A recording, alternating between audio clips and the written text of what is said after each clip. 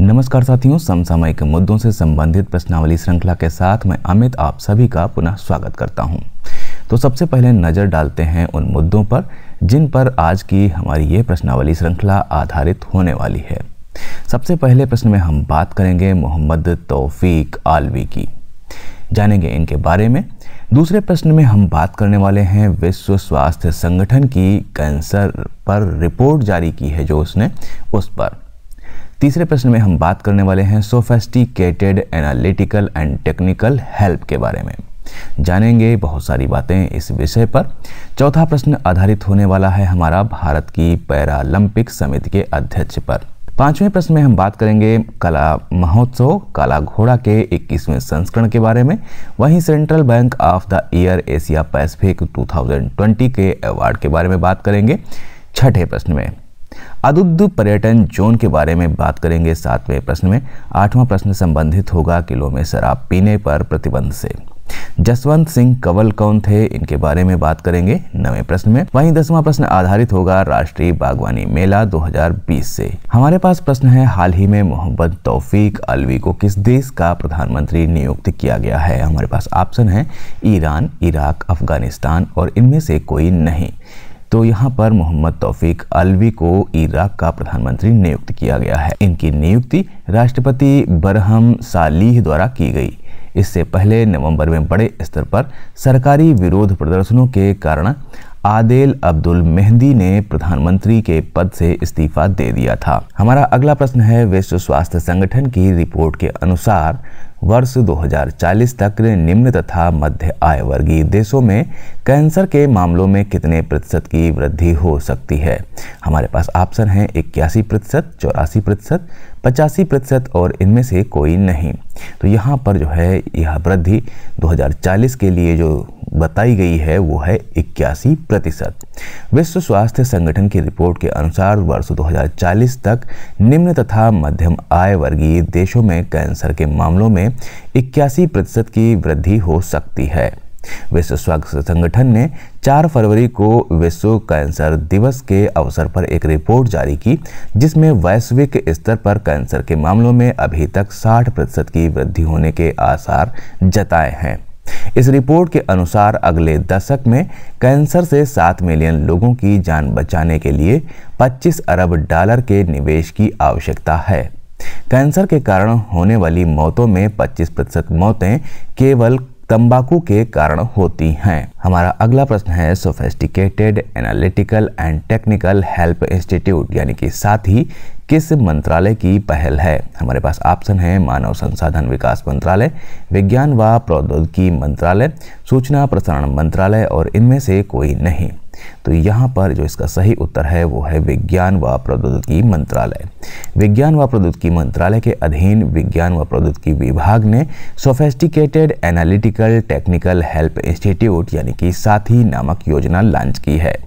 विज्ञान व प्रौद्योगिकी विभाग ने प्रतिवर्ष 5 साथी केंद्रों की स्थापना की योजना बनाई है। इस प्रकार के संस्थान IIT खड़गपुर, IIT दिल्ली तथा BHU में मौजूद हैं। इनका निर्माण 375 करोड़ रुपए की लागत से किया गया है। यह साथी केंद्र 24 घंटा 7 दिन वर्ष भर कार्य करेंगे। हमारा अगला प्रश्न है भारत की पैरालंपिक समिति के अध्यक्ष पद पर किसे नियुक्त किया गया है। हमारे पास ऑप्शन है देवेंद्र झाझरिया, नरेंद्र रणवीर, दीपा मलिक और इनमें से कोई नहीं। तो यहाँ पर दीपा मलिक को भारत की पैरालंपिक समिति के अध्यक्ष पद पर नियुक्त किया गया है। रियो पैरालंपिक में गोला फेंक में दीपा मलिक ने रजत पदक जीता था। वे पैरालंपिक खेलों में पदक जीतने वाली भारत की प्रथम महिला खिलाड़ी भी हैं। अगला प्रश्न है हमारा कला महोत्सव काला घोड़ा का 21वां संस्करण किस शहर में आयोजित किया जा रहा है। हमारे पास ऑप्शन है पुणे, मुंबई, जयपुर और इनमें से कोई नहीं। यहाँ पर जो इसका सही उत्तर है वो है मुंबई। कला महोत्सव काला घोड़ा का 21वां संस्करण मुंबई में आयोजित किया जा रहा है। यह मुंबई में आयोजित होने वाला एक सुप्रसिद्ध वार्षिक कला महोत्सव है। इसकी शुरुआत जो हुई थी वो 30 अक्टूबर 1998 में हुई थी। हमारे अगले प्रश्न में शामिल है निम्नलिखित में से किसे द बैंकर मैगजीन द्वारा central bank of the year Asia Pacific 2020 चुना गया है। हमारे पास ऑप्शन है रजनीश कुमार, जोगोर वंका, ताबाकोवी, शशिकांत दास और इनमें से कोई नहीं। तो यहाँ पर शशिकांत दास इसका जो है वो सही उत्तर है। शशिकांत दास को द बैंकर्स मैगजीन द्वारा central bank of the year Asia Pacific 2020 चुना गया है। Global central bank of the year award national bank of Serbia के जोगारवंका ताबाकोवी को प्रदान किया गया। यह पुरस्कार उन बैंकर्स को प्रदान किया जाता है जो आर्थिक विकास में महत्वपूर्ण भूमिका निभाते हैं। शशिकांत दास ने गैर बैंकिंग वित्तीय कंपनी संकट तथा भारतीय बैंकों के एनपीए जैसे कई पहलुओं पर सराहनीय कार्य किया है।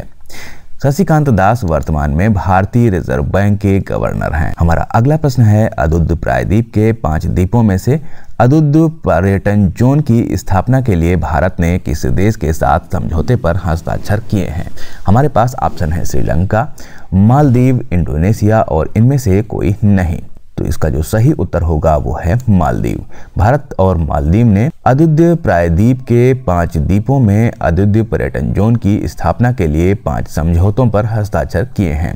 इस कार्य के लिए $2.49 मिलियन व्यय किए जाएंगे। इससे स्थानीय रोजगार सृजन होगा तथा अदुद्ध में इको टूरिज्म को बढ़ावा मिलेगा। अदुद्ध पर्यटन इसलिए एक महत्वपूर्ण स्थल है क्योंकि यह दक्षिण एशिया का सबसे दक्षिणी बिंदु भी है। मालदीव आने वाले लोगों में भारतीय नागरिक दुनिया भर में दूसरे स्थान पर हैं। बढ़ते हैं अगले प्रश्न की तरफ। अगला प्रश्न है हमारा, किस राज्य सरकार ने ऐतिहासिक स्मारकों का महत्व बनाए रखने के लिए किलों में शराब पीने पर प्रतिबंध लगाने का आदेश दिया है। हमारे पास ऑप्शन है राजस्थान, उत्तर प्रदेश, महाराष्ट्र और इनमें से कोई नहीं। महाराष्ट्र सरकार ने ऐतिहासिक स्मारकों का महत्व बनाए रखने के लिए किलों में शराब पीने पर प्रतिबंध लगाने का आदेश दिया है। महाराष्ट्र में लगभग 350 किले हैं। प्रस्ताव के अनुसार पहली बार नियम का उल्लंघन करने वाले को महाराष्ट्र शराब प्रतिबंध अधिनियम 1949 के तहत 10,000 रुपये का जुर्माना और 6 माह कारावास की सजा दी जाएगी। दूसरी बार में 10,000 रुपये का जुर्माना और 1 साल की कैद सुनिश्चित की जाएगी। हमारा अगला प्रश्न है जसवंत सिंह कंवल, जिनका अभी हाल ही में निधन हो गया, किससे संबंधित थे। हमारे पास ऑप्शन है खिलाड़ी, लेखक, राजनेता और इनमें से कोई नहीं। तो जसवंत सिंह कंवल जिनका हाल ही में निधन हो गया वे प्रसिद्ध लेखक थे।